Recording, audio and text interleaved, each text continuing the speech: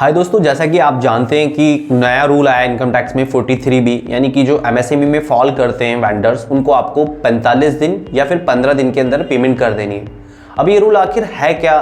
क्योंकि जो लोग अकाउंटिंग करते हैं, अकाउंटेंट हैं, वो बहुत ज़्यादा कंफ्यूज हैं इसको लेकर कि भाई हम लोगों को किस तरह से अपने बुक्स ऑफ अकाउंट मेंटेन करने और हमको क्या प्लानिंग करनी है कि इससे हमें नुकसान ना हो, कोई भी पैनलाइज ना हो, ताकि हमें पता चल रहा है कि हम लोग उसको अपडेट ना करें सिस्टम में और बाद में बॉस हमें डांट रहे हैं। तो देखिए, उसी से रिलेटेड मैंने कुछ FAQ तैयार किए, क्वेश्चन जो आपके दिमाग में आ रहे होंगे या जो आपको अपडेट करने, मतलब अपनी बुक्स ऑफ अकाउंट में आपको ये सारी चीज़ें लेकर चलनी है। जो बातें मैं बताऊंगा, एक पूरी लिस्ट है मेरे पास क्वेश्चन की, 5-6 क्वेश्चन है। इस वीडियो को लास्ट तक देखें आप, ताकि आपके दिमाग में भी अगर इस तरह के कोई क्वेश्चन है तो उसका आंसर आपको मिल जाए और आप टाइमली उसके लिए प्लानिंग कर सके।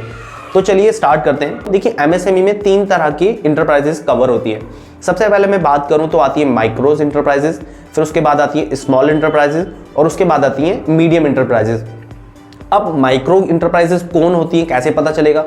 क्योंकि तीनों ही जो इंटरप्राइजेस होती हैं उनके पास एमएसएमई नंबर होता है, तो एमएसएमई नंबर से आपको पता नहीं चल पाएगा। चलिए मैं आपको बताता हूं। देखिए, माइक्रो इंटरप्राइजेस उनको कहा जाता है जिनकी टर्नओवर जो है 5 करोड़ से कम है और उनका जो इन्वेस्टमेंट है मशीनरी वगैरह में वो अप टू 1 करोड़ तक का है। वही मैं बात करूं स्मॉल इंटरप्राइजेस की, स्मॉल इंटरप्राइजेस उनको कहा जाता है जिनकी टर्नओवर 5 करोड़ से तो ज़्यादा है बट 50 करोड़ से कम है और उनका मशीनरी वगैरह धंधे में इन्वेस्टमेंट जो है 10 करोड़ तक का है। वहीं मैं बात करूं मीडियम इंटरप्राइजेस की, तो मीडियम इंटरप्राइजेस उनको कहा जाता है जिनकी टर्नओवर 50 करोड़ से ज़्यादा बट 250 करोड़ से कम है, बट उनका धंधे में जो इन्वेस्टमेंट है वो 10 करोड़ से ज़्यादा बट 50 करोड़ से कम है। तो आप इसको लिख सकते हैं। ये एमएसएमई में जो तीनों मैंने बताया इंटरप्राइजेस कवर होती है, उनको कैसे आप आइडेंटिफाई कर सकते हैं। अब मैं बात करता हूँ ये जो रूल है वेंडर पेमेंट का, इसकी अप्लीकेबिलिटी कब से है। आपको ये तो समझ में आ गया कि एमएसएमई क्या होते हैं, बट अब मैं बता देता हूँ कि इसकी एप्लीकेबिलिटी कब से है। देखिए, अभी जो एक वायरल मैसेज सबको व्हाट्सएप के थ्रू मिल रहा है या सोशल मीडिया प्लेटफॉर्म के थ्रू आपको पता चला है कि कोई ये रूल है, ये अभी नहीं आया है। ये लास्ट ईयर बजट में आया था, जिसकी एप्लीकेबिलिटी 1 अप्रैल 2023 से हो चुकी है, यानी कि 1 अप्रैल 2023 से रूल लग चुका है। अब तो बस क्लोजिंग की ओर हम बढ़ रहे हैं, तो लोगों को पता चला कि इस तरह का भी रूल है, हम पर कोई पैनलाइज ना हो, तो इसलिए लोग अलर्ट हो गए। तो आप ये ध्यान रखें कि इसकी एप्लीकेबिलिटी 1 अप्रैल 2023 से हो चुकी है, ठीक है ना। एक मैंने आपको एमएसएमई के बारे में बता दिया, दूसरा इसकी एप्लीकेबिलिटी के बारे में बता दिया। अब हम बात करते हैं कि ये जो रूल आया है ये किन किन इंटरप्राइजेस पर लगेगा। जैसे कि मैंने एमएसएमई में बताया, एक होती है मैक्रोज, एक होती है स्मॉल और एक मीडियम।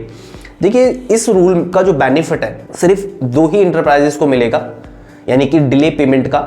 वो एक है माइक्रो इंटरप्राइजेस और दूसरा स्मॉल इंटरप्राइजेस। मीडियम इंटरप्राइजेस को इससे अभी बाहर रखा गया है।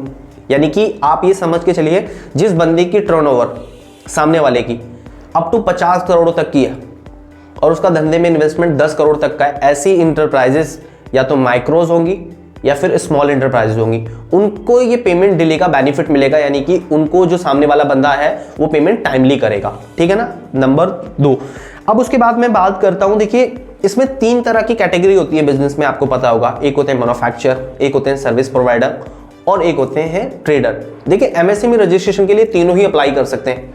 मैन्युफैक्चरर भी एमएससी नंबर ले सकता है, आधार उद्योग नंबर, वहीं सर्विस प्रोवाइडर भी और ट्रेडर भी।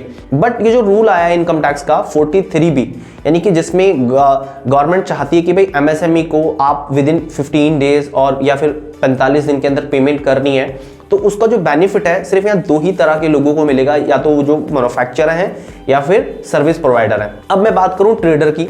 देखिए, अगर आप ट्रेडर हैं खुद और आप ट्रेडर से ही माल बाय करते हैं, उसके यहाँ कोई मैन्युफैक्चरिंग नहीं होती है, तो इसका जो रूल का जो इम्पैक्ट है आपके ऊपर नहीं पड़ेगा। आपको घबराने की जरूरत नहीं, आप टेंशन फ्री रहें। बट अगर आप मैन्युफैक्चरर से कोई गुड्स बाय करते हैं या फिर आप खुद मैन्युफैक्चरर हैं या आप किसी सर्विस प्रोवाइडर से गुड्स बाय करते हैं, तो उस केस में आपको अपने मैन्युफैक्चरर को या सर्विस प्रोवाइडर को टाइमली पेमेंट करनी होगी। वहीं अगर आप खुद मैन्युफैक्चरर या सर्विस प्रोवाइडर है तो सामने वाला आपको टाइमली पेमेंट करेगा। उसके बारे में मैं आगे बताऊंगा कि किस तरह से आपको वो टाइमली पेमेंट करेगा, क्या उसके लिए आपको तैयारी करनी होगी, ठीक है ना।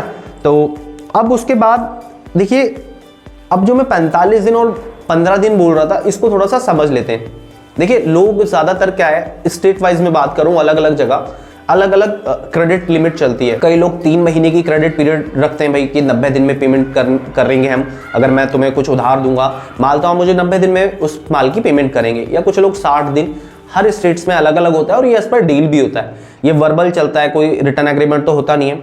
बट गवर्नमेंट ने कहा है कि अगर सामने वाला एमएसएमई है, वो एमएसएमई में फॉल करता है, वो या तो स्मॉल है या माइक्रो एंटरप्राइजेस है, उस केस में उसके साथ अगर आपने 90 दिन का एग्रीमेंट कर भी लिया है तो वो जो एग्रीमेंट है नल है, वॉइड है। उस एग्रीमेंट की जो मैक्सिमम लिमिट होगी वो 45 दिन की होगी। अब आप बोलेंगे अगर मैंने एग्रीमेंट नहीं किया तो उस केस में आपको 15 दिन के अंदर सामने वाले को पेमेंट करनी है।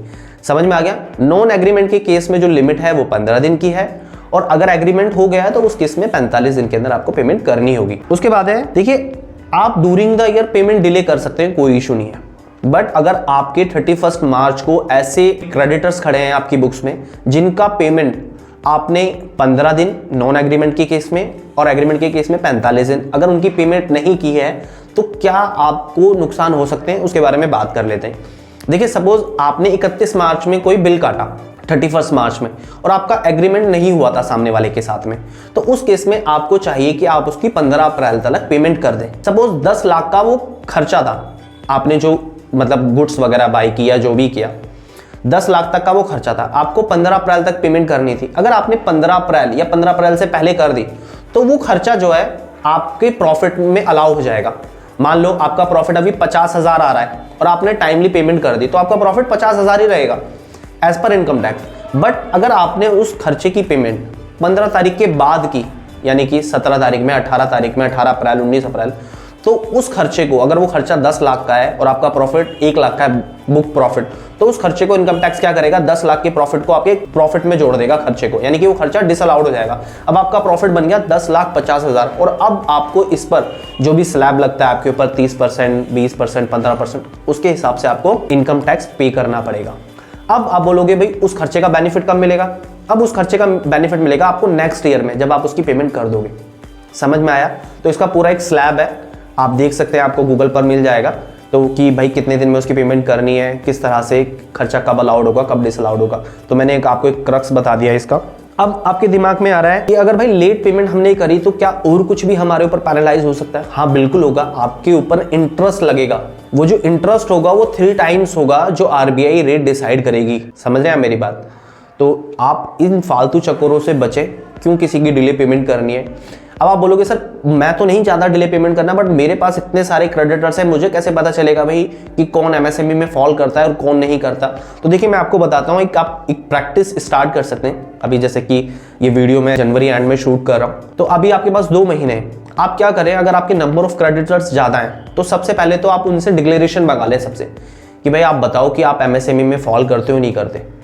आपको पता दूसरा वो एमएसएमई में फॉल करता है, तो अब आपको चाहिए कि उसकी पेमेंट टाइमली करें। नंबर 2, आप खुद क्या प्रैक्टिस स्टार्ट कर सकते हैं, आप अपनी इनवॉइस पर अपना एमएसएमई नंबर मेंशन कर दीजिए और लिख दीजिए कि भाई आप माइक्रो एंटरप्राइजेस हैं या स्मॉल एंटरप्राइजेस हैं, ताकि सामने वाले को पता चल जाए कि ये बंदा एमएसएमई में फॉल करता है और वो आपकी टाइमली पेमेंट कर दे। तो देखिए जो मैंने आपको FAQ बताए सारे के सारे, आई डोंट थिंक कि आपका जो क्वेश्चन होगा इसके बाहर होगा, बट फिर भी अगर आपका कोई क्वेश्चन है या आपका कोई सजेशन है तो आप मुझे कमेंट बॉक्स पे बता सकते हैं, मैं उस पर जरूर आपका रिप्लाई करने की कोशिश करूंगा। तो मिलते हैं नेक्स्ट टाइम, जब तक के लिए गुड बाय, थैंक यू।